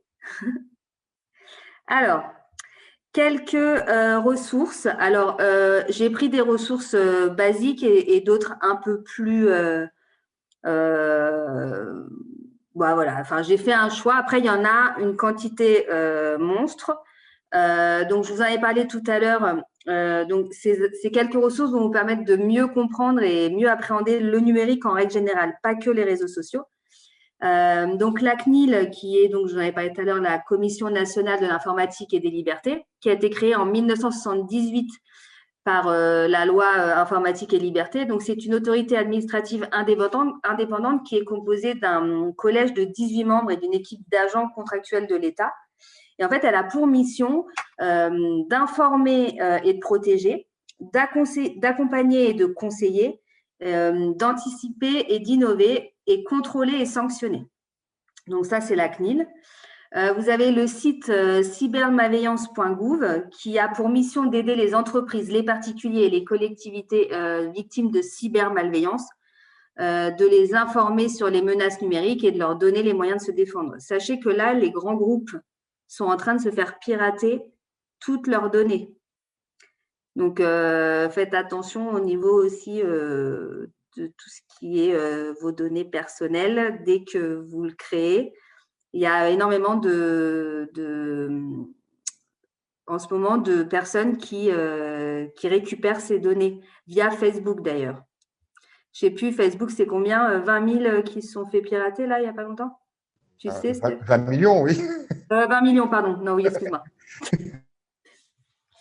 Clémy, donc, qui est un centre pour l'éducation aux médias et à l'information qui fait partie du réseau Canopé. Donc, le réseau Canopé, c'est le réseau de création, d'accompagnement pédagogique qui s'investit au quotidien auprès des acteurs de l'éducation. Et donc, dans Clémy, vous pouvez trouver entre autres un guide pour accompagner donc, les parents dans l'usage du numérique de leur enfant et la série La famille tout écran. Je pense que vous avez déjà entendu parler. Et donc, c'est une série qui est sympa à regarder en famille. Vous avez Do Not Track, qui est une série documentaire interactive en 7 épisodes, qui est consacrée à la vie privée. Et en fait, cette série va s'intéresser à la collecte de données privées sur Internet en analysant notamment les likes de Facebook, les applications, les cookies ou encore la géolocalisation. Vous avez Hack Academy, qui est un site humoristique et décalé montrant les cyber-risques auxquels peuvent s'exposer les internautes. C'est des conseils qui sont donnés par le CIGREF, qui est le club informatique des grandes entreprises françaises. Il va s'adresser aux particuliers pour mieux alerter sur les risques de la vie numérique. Par exemple, avec le phishing, qui est une technique qui fait croire à la victime qu'elle s'adresse à un tiers de confiance afin de lui soutirer des renseignements personnels. Vous avez gicjunior.fr, qui est un site ou un magazine d'information et sensibilisation aux technologies du numérique. Et là, il est à destination des adolescents.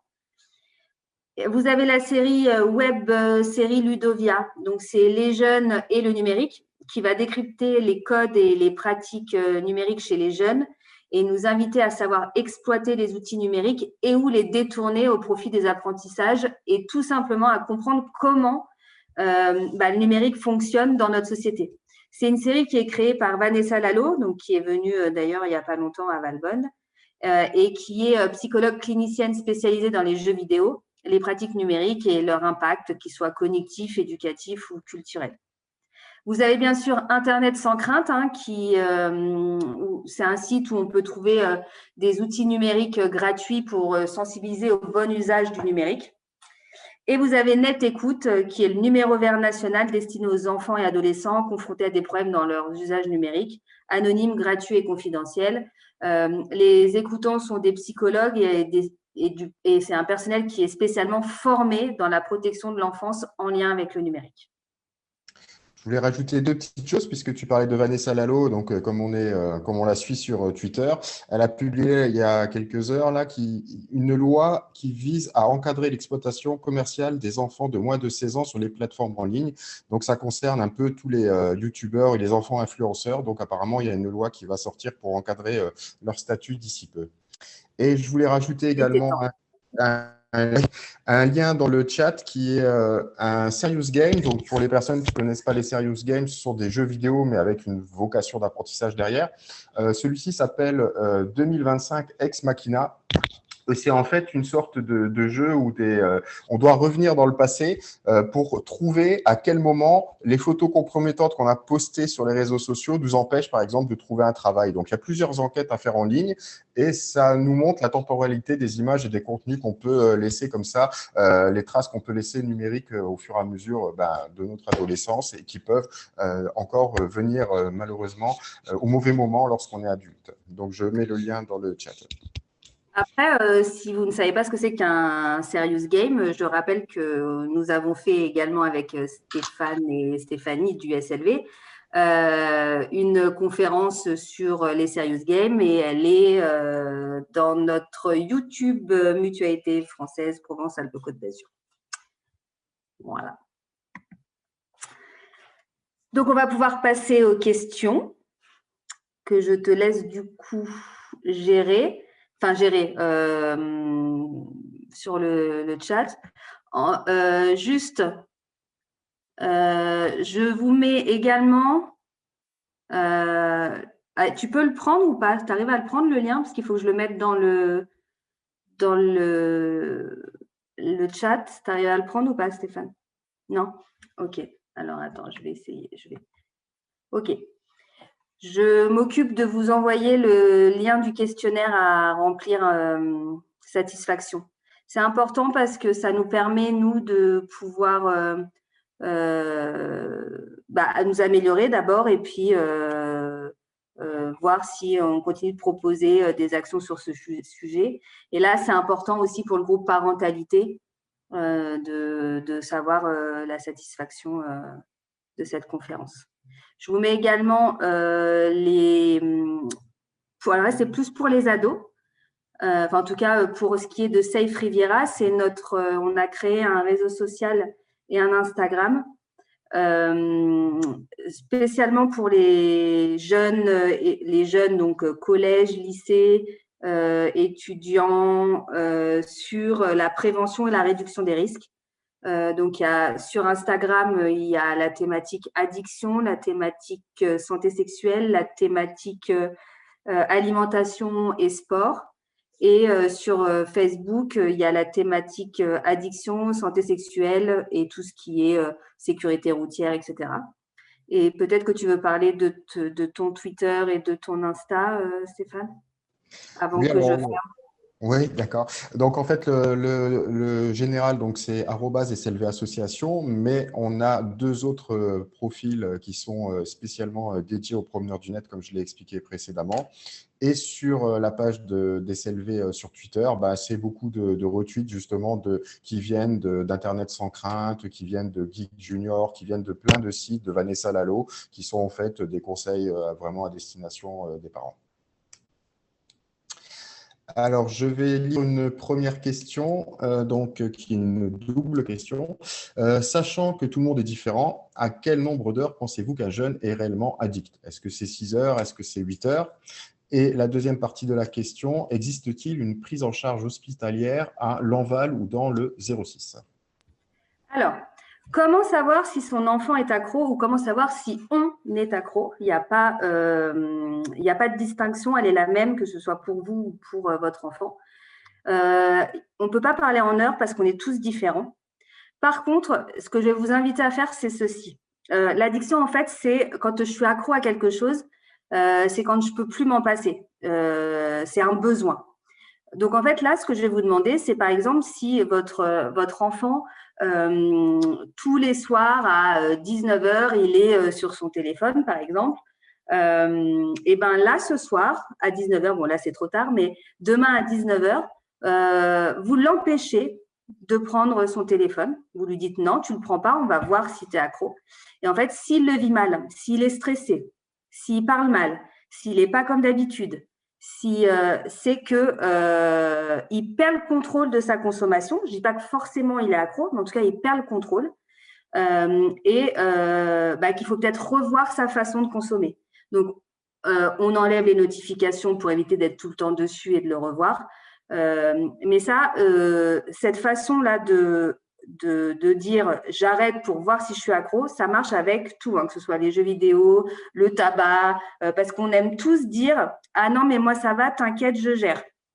Et puis finalement, c'est à ce moment-là où c'est difficile de dire qu'on est accro et encore plus quand on est ado. Donc faites ça plutôt que de marcher en heures, marcher s'il ne peut pas s'arrêter. C'est que effectivement, il y a. Alors, je ne vous demande pas de l'arrêter pendant 3 mois, en fait. Mais si par exemple tous les soirs de 19 à 22, il a l'habitude d'avoir son téléphone, et ben un soir de 19 à 22, il n'a pas son téléphone. Et vous verrez sa façon d'être. S'il est stressé, si il fait des allers-retours dans l'appartement parce qu'il ne sait pas quoi faire, etc. Là, effectivement, il y a possibilité qu'il ait une pratique excessive. Ensuite, pour la deuxième question, c'était les lieux où il pouvait être pris en charge. Vous avez le CMP d'Antibes.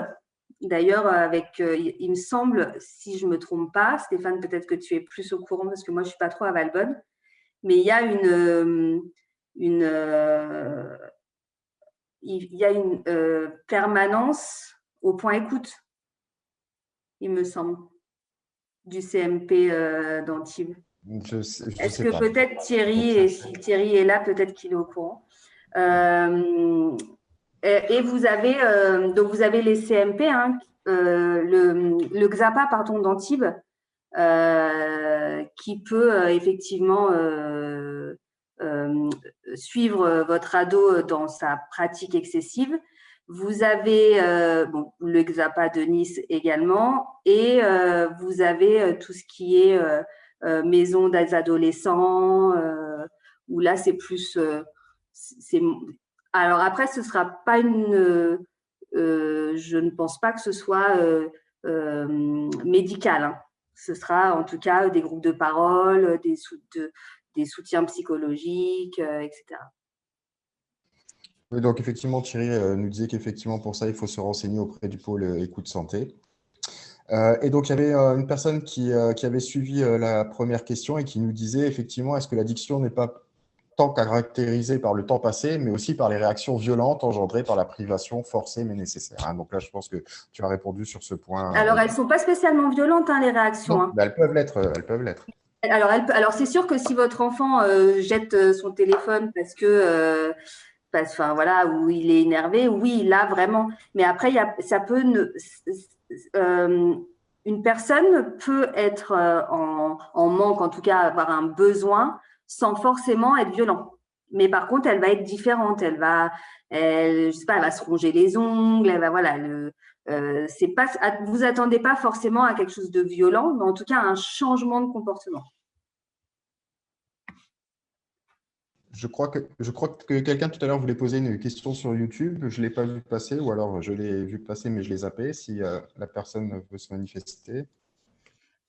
Non, c'était moi, mais en fait, vous avez très bien répondu dans le cours de Ah, ok, super. l'explication sur le PowerPoint. C'était si on regarde avec son enfant, on peut être amené à regarder une vidéo sur YouTube que l'on a choisie, on regarde avec lui et d'un coup, il y a une autre vidéo qui arrive et pas du tout appropriée à l'âge de l'enfant et c'est un peu, voilà, ça rend un peu mal à l'aise. Donc là, en fait, il faut vraiment, quoi qu'il arrive, pour éviter aussi ce binge watching et donc, du coup d'être happé et de laisser à l'enfant le choix de regarder ou pas, je vous invite à cocher ce fameux dont c'était toi, hein, Stéphane, hein, qui a parlé, donc de cocher pour éviter justement que une fois qu'on a regardé la vidéo qu'on voulait regarder, ben, il y en ait une autre tout de suite après qui s'enchaîne. C'est important. Et puis effectivement, YouTube Kids pour les petits.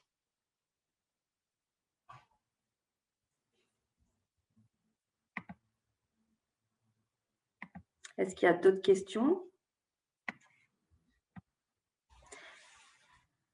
Alors, ça y est, j'ai la discussion. Alors, y a-t-il ce même type de bouton sur TikTok que celui que YouTube, là, de désactiver l'enchaînement? Non, alors, pas à ma connaissance. Pas à ma connaissance, non. Mais peut-être toi, Stéphane, il me semble pas. Non, c'est pas non plus, non.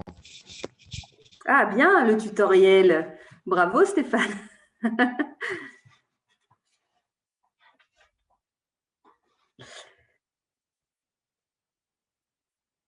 Donc, pour l'addiction, on répète, hein, désactiver les notifications, de faire des pauses.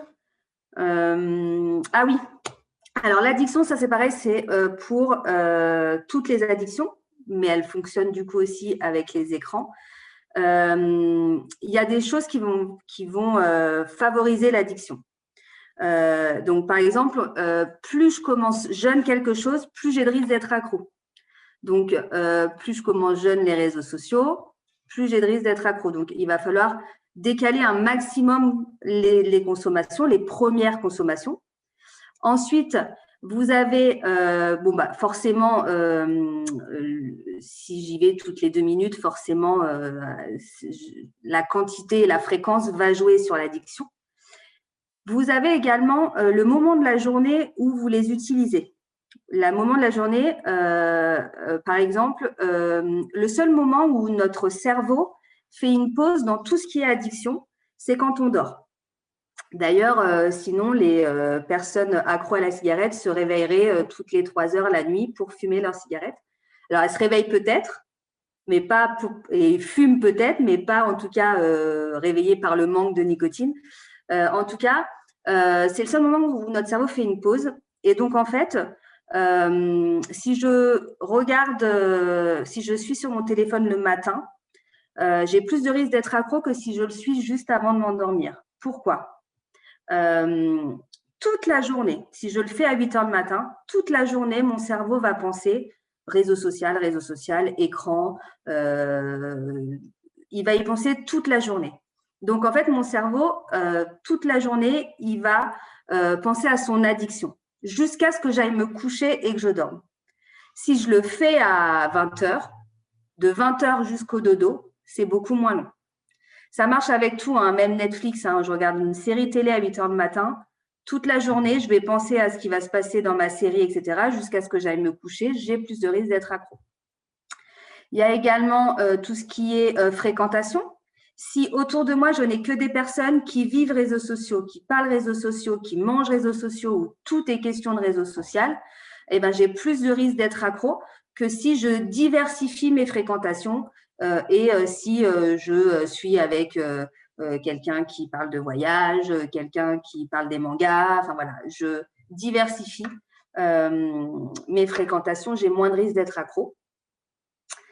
Qu'est-ce que je peux vous dire d'autre pour l'addiction? Comme tu l'as précisé tout à l'heure, si j'ai plus de chances d'être addict si je vois mes parents qui sont tout le temps sur les réseaux sociaux et qui me donnent un bon exemple. Bien évidemment. Alors, pareil, la problématique, un réseau social, on parle avec beaucoup de monde sur un réseau social, mais on est seul face à ce réseau social. Et on dit que l'addiction, pareil, on a plus de risques à être accro quand on fait les choses seul que quand on les fait en groupe. Je fume pour la première fois, je fume une cigarette, je suis en groupe, j'ai moins de risque d'être accro que si je le fais quand je suis seule, parce que c'est un besoin, je le fais, je suis seule, il va m'en falloir. En groupe, c'est pour s'éclater, c'est fun, c'est drôle, voilà, c'est moins un besoin. Donc, effectivement,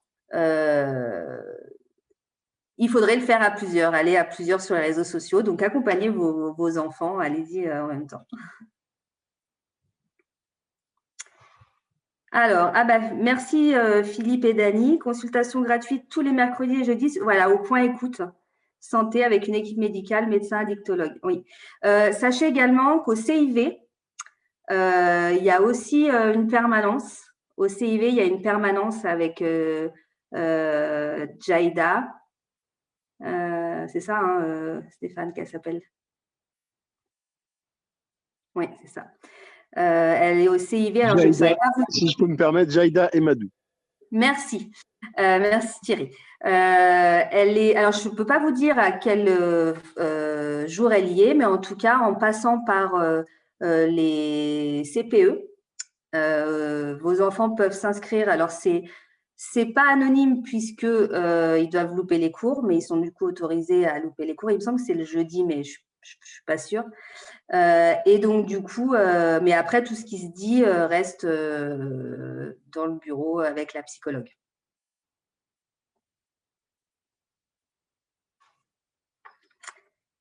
Est-ce qu'il y a d'autres questions? En attendant, je vous mets le petit questionnaire à remplir, questionnaire satisfaction. Voilà, en ligne. Et puis, je suis là pour vous répondre à vos questions. Stéphane aussi, hein, si jamais tu as des réponses à des questions. Je remonte un peu dans le chat, comme je n'ai pas pu vous lire tout à l'heure. Non, mais je pense qu'on n'a rien loupé. On n'a rien loupé? Ok. Est-ce qu'il y avait des ados là ce soir? Alors, je sais qu'il y avait la jeune fille qui fait son rapport oral pour le 23e. Moi, je suis plus ado du coup, hein, c'est ça, hein, c'est trop tard pour moi. Non, Thierry, non, Thierry, tu n'es plus ado. Ok. Nous non plus. Génial, Luc. Luc, mais que sa fille écoute, mais mine de rien, elle a quand même l'œil sur son téléphone. Elle doit dire, oh là là, je suis en train d'écouter quelqu'un qui est en train de dézinguer les réseaux sociaux. Mes parents vont m'interdire d'avoir le téléphone la nuit et puis en plus, ils vont me mettre plein de restrictions. Mais qu'est-ce que je fais là? Alors, je te rassure, j'ai une fille de 15 ans qui est aussi sur les réseaux sociaux. Moi, je n'ai pas de logiciel pour l'interdire, ou enfin, pas pour interdire, pour filtrer.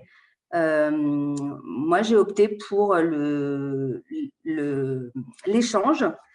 Et pour le moment, à 15 ans, ça se passe plutôt bien. Après, elle n'a absolument pas son téléphone la nuit. Voilà, ça, je n'ai pas, dès le départ, c'était le deal de ne pas avoir de téléphone la nuit.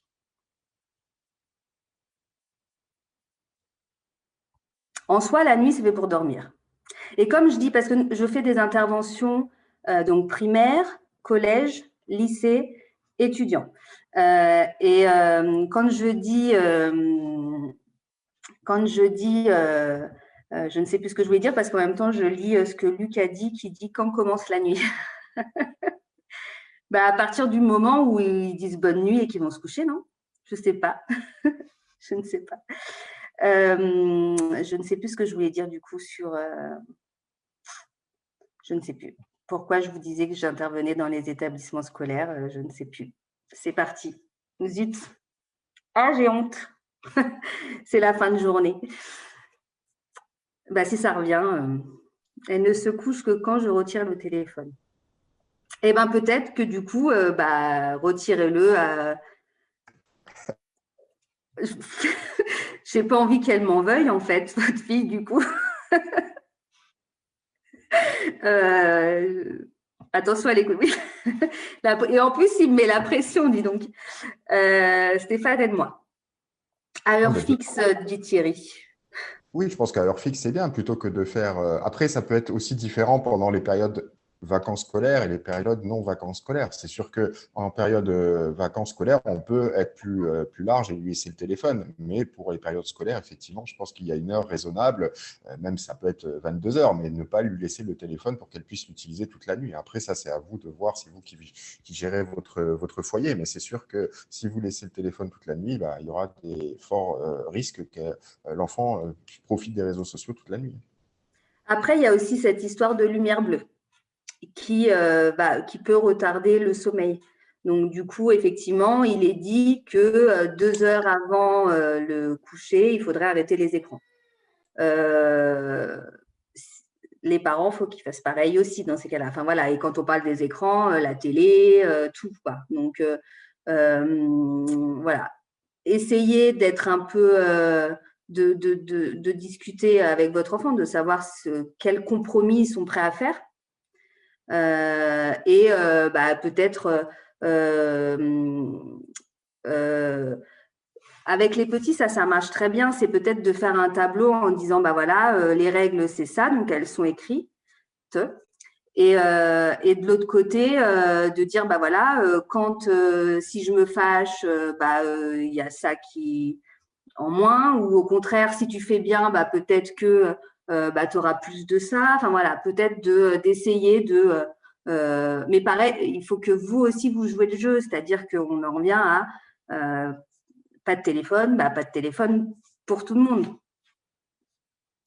Je sais que c'est pas normal parce qu'on est les parents, on pourrait avoir le droit de le faire. Mais du coup, effectivement… c'est aussi montrer l'exemple. Et du coup, là, ça n'a rien à voir avec les réseaux sociaux, mais je mets un petit point sur… on a peur des réseaux sociaux par rapport aux images choquantes, etc. Mais je voudrais quand même vous rappeler de faire très attention avec le journal télévisé, qui, pour le coup, lui, ce sont des images réelles et de ce qui peut se passer. Donc, ça peut être choquant également. Surtout que les journaux en ce moment, c'est assez anxiogène quand même, hein, même pour les adultes. Alors pour des enfants, c'est vrai que c'est dur aussi. Hein. Ah, c'est ça, j'interviens donc dans les collèges, lycées, etc. Et quand je dis, il y a une chose que je dis aux jeunes, je leur dis, alors ça marche plus avec les jeux vidéo, mais ça pourrait aussi très bien marcher avec le téléphone. Mettez votre ordinateur ou votre Play dans le salon.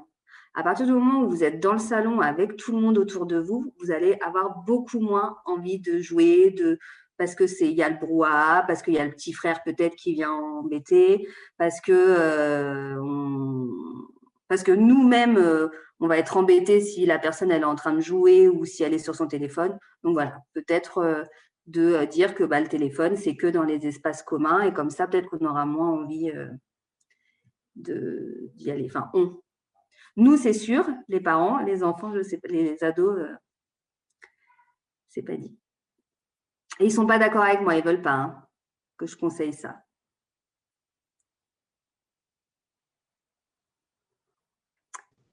Luc rajoute, et quid d'interdire le téléphone dans la chambre, même peut-être hors nuit. Voilà, du coup, oui. Alors après, encore une fois, là, je ne sais pas quel âge a votre fille, mais si elle a l'habitude d'avoir ce téléphone dans la chambre, vous allez créer une tension pour rien si aujourd'hui, après m'avoir écouté, enfin nous avoir écouté, vous lui dites, non, il n'y a plus de téléphone dans la chambre.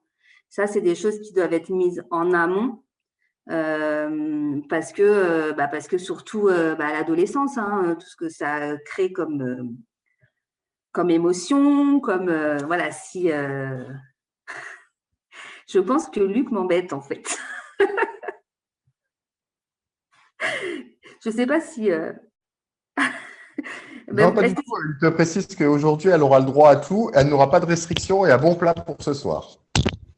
Voilà, du coup, bon. Écoute, elle a de la chance pour ce soir, en tout cas. Moi, je veux bien le bon plat, en tout cas. Est-ce que vous avez d'autres questions? Ou est-ce que Ah, le 36912.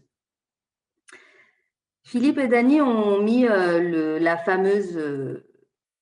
D'ailleurs, c'était aussi à Valbonne que Serge Tisseron est venu faire une Oui, tout à fait. conférence. Ouais. Ouais. D'ailleurs, les petits jeunes, les jeunes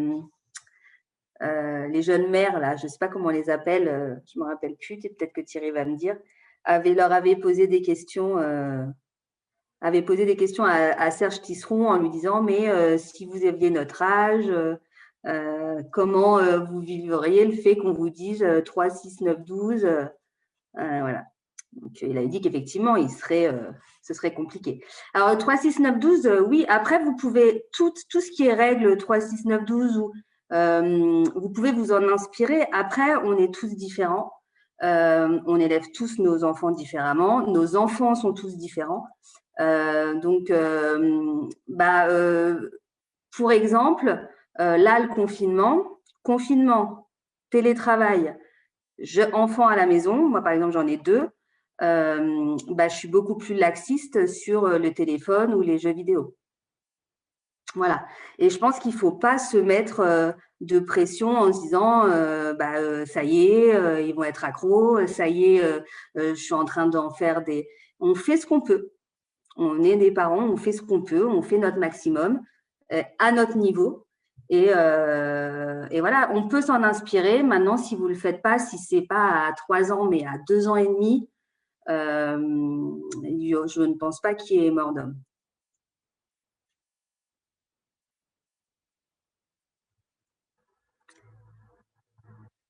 D'ailleurs, les écoles, là, font beaucoup de choses sur Internet. Tous les devoirs sont sur Internet. D'ailleurs, je crois que Serge Tisseron a fait une interview où il disait que, avec ce confinement, malheureusement, le temps d'écran a explosé et que c'est dur, effectivement, après de raisonner des enfants en leur disant « tu n'as plus le droit de faire ça », alors qu'à l'école, on leur demande d'être sur un écran. Quand ils sont à la maison, on leur dit d'aller chercher les devoirs sur l'écran. Et après, quand ils veulent aller sur leur téléphone, on leur dit « ouais, tu as déjà fait assez d'écran aujourd'hui ». Donc, c'est sûr que ce n'est pas facile. Il y a ça, et puis ils ont énormément de choses à rendre sur tablette. Je vois ma grande qui est en 3e au collège, pareil, elle a une tablette par l'école et par exemple son rapport de stage, il fallait qu'il y ait une vidéo créée sur le support, enfin sur la tablette.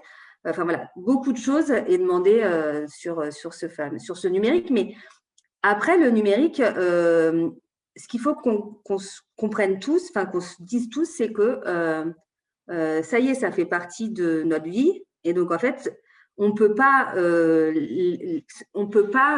enlever tout le numérique. C'est impossible.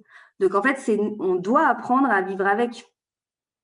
C'est à nous d'apprendre à vivre avec et à notre niveau, à nos envies, à ce qu'on est capable de tolérer ou pas, etc., pour nos enfants. Mais en tout cas, plus tôt c'est fait, mieux c'est. Pour les adolescents, maintenant, si par exemple, votre enfant a quand même son téléphone la nuit, si vous n'arrivez pas à lui enlever, en tout cas, peut-être de le conseiller de mettre en mode avion pour éviter qu'il sonne la nuit, que ça l'empêche de dormir, etc. Trouver des alternatives.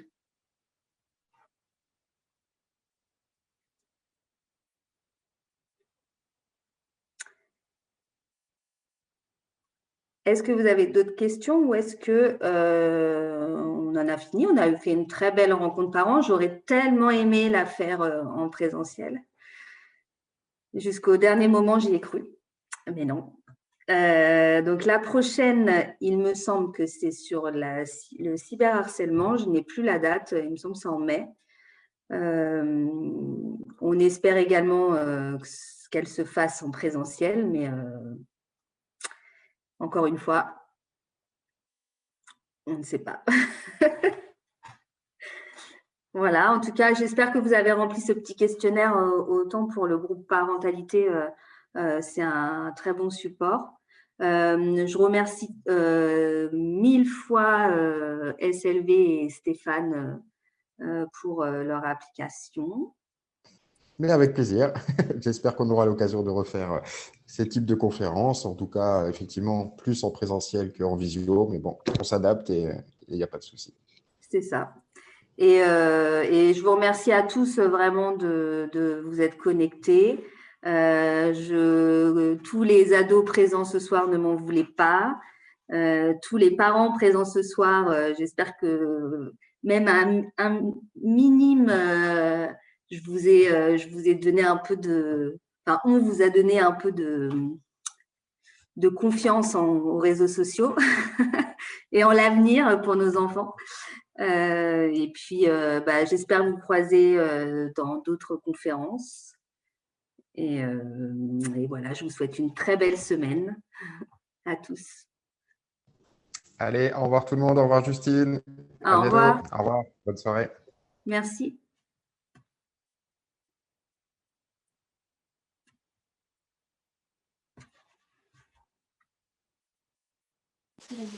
Merci beaucoup. Merci. Bonne soirée, au revoir. Au revoir. N'hésitez pas à aller voir SLP. Oui, hein, oui, okay. On va appeler pour prendre rendez-vous. Super. Merci. Merci. Au revoir. Au revoir.